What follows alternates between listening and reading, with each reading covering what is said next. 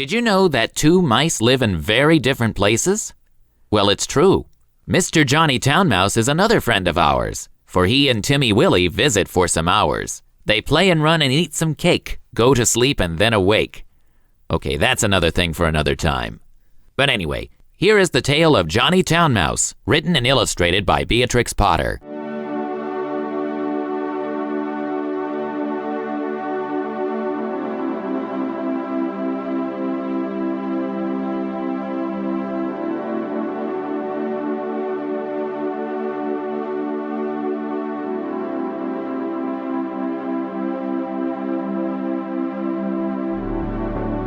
Johnny Town-Mouse was born in a cupboard. Timmy Willie was born in a garden. Timmy Willie was a little country mouse who went to town by mistake in a hamper. The gardener sent vegetables to town once a week by carrier. He packed them in a big hamper.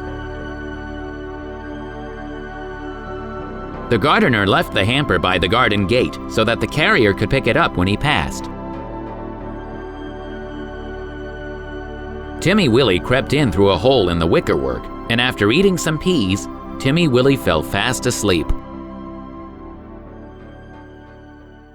He awoke in a fright while the hamper was being lifted into the carrier's cart. Then there was a jolting and a clattering of horses' feet. Other packages were thrown in for miles and miles. Jolt, jolt, jolt. And Timmy Willie trembled amongst the jumbled up vegetables. At last the cart stopped at a house where the hamper was taken out, carried in, and set down. The cook gave the carrier 6 pence, the back door banged, and the cart rumbled away. But there was no quiet. There seemed to be hundreds of carts passing. Dogs barked, boys whistled in the street, the cook laughed, the parlor maid ran up and down stairs, and a canary sang like a steam engine. Timmy Willie, who had lived all his life in a garden, was almost frightened to death. Presently, the cook opened the hamper and began to unpack the vegetables. Out sprang the terrified Timmy Willie. Up jumped the cook on a chair, exclaiming, "Oh, a mouse! A mouse! Call the cat! Fetch me the poker, Sarah!" Timmy Willie did not wait for Sarah with the poker. He rushed along the skirting board till he came to a little hole, and in he popped. He dropped half a foot and crashed into the middle of a mouse dinner party, breaking 3 glasses.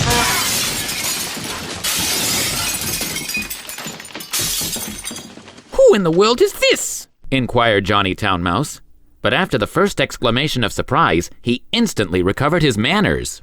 With the utmost politeness, he introduced Timmy Willie to 9 other mice, all with long tails and white neckties. Timmy Willie's own tail was insignificant. Johnny Town-Mouse and his friends noticed it, but they were too well bred to make personal remarks. Only one of them asked Timmy Willie if he had ever been in a trap. The dinner was of 8 courses, not much of anything, but truly elegant. All the dishes were unknown to Timmy Willie, who would have been a little afraid of tasting them, only he was very hungry and very anxious to behave with company manners. The continual noise upstairs made him so nervous that he dropped a plate. "Never mind, they don't belong to us," said Johnny. "Why don't those youngsters come back with the dessert?" It should be explained that 2 young mice who were waiting on the others went skirmishing upstairs to the kitchen between courses.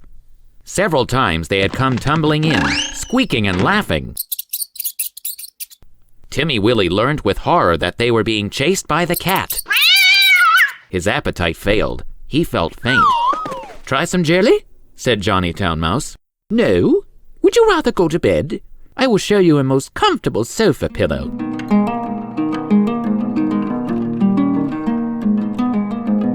The sofa pillow had a hole in it. Johnny Town-Mouse quite honestly recommended it as the best bed, kept exclusively for visitors. But the sofa smelt of cat. Timmy Willie preferred to spend a miserable night under the fender. It was just the same the next day. An excellent breakfast was provided for mice accustomed to eat bacon. But Timmy Willie had been reared on roots and salad. Johnny Town-Mouse and his friends racketed about under the floors and came boldly out all over the house in the evening. One particularly loud crash had been caused by Sarah tumbling downstairs with the tea tray. There were crumbs and sugar and smears of jam to be collected, in spite of the cat. Timmy Willie longed to be at home in his peaceful nest in a sunny bank. The food disagreed with him. The noise prevented him from sleeping. In a few days, he grew so thin that Johnny Town-Mouse noticed it and questioned him. He listened to Timmy Willie's story and inquired about the garden. "It sounds rather a dull place. What do you do when it rains?" When it rains, I sit in my little sandy burrow and shell corn and seeds from my autumn store. I peep out at the throstles and blackbirds on the lawn and my friend Cock Robin. And when the sun comes out again, you should see my garden and the flowers. Roses and pinks and pansies. No noise inside except the birds and bees and the lambs in the meadows. "There goes that cat again!" exclaimed Johnny Town-Mouse.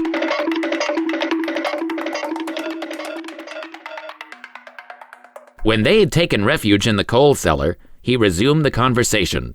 "I confess I'm a little disappointed. We have endeavored to entertain you, Timothy William." "Oh, yes, yes. You have been most kind. But I do feel so ill," said Timmy Willie.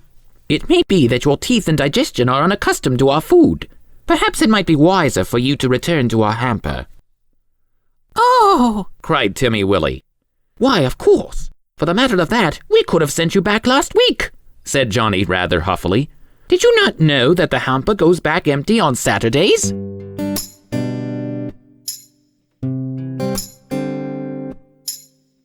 So Timmy Willie said goodbye to his new friends and hid in the hamper with a crumb of cake and a withered cabbage leaf. And after much jolting, he was sat down safely in his own garden.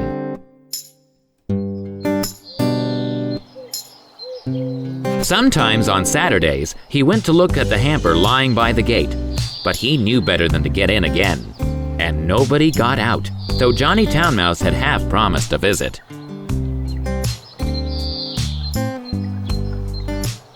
The winter passed. The sun came out again.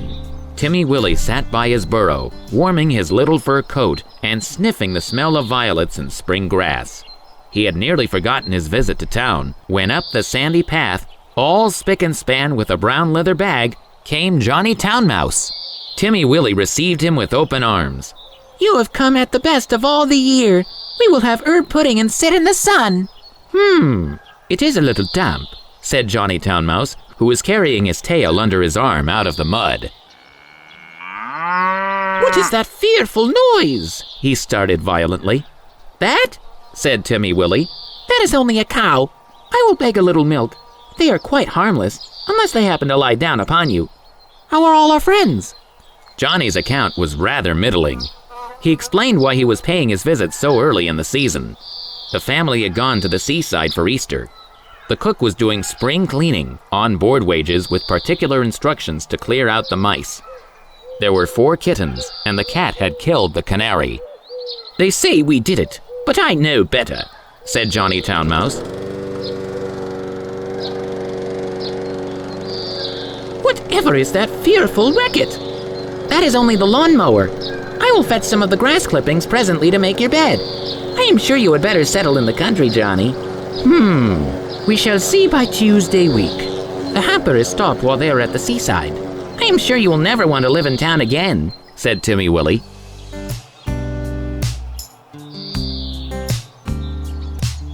But he did. He went back in the very next hamper of vegetables. He said it was too quiet.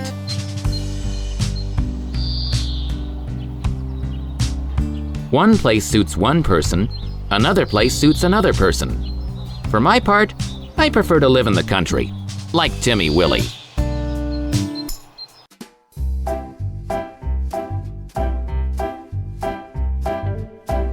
If you enjoy great stories like this one, please click the like button and follow Tristan's Storytime on social media.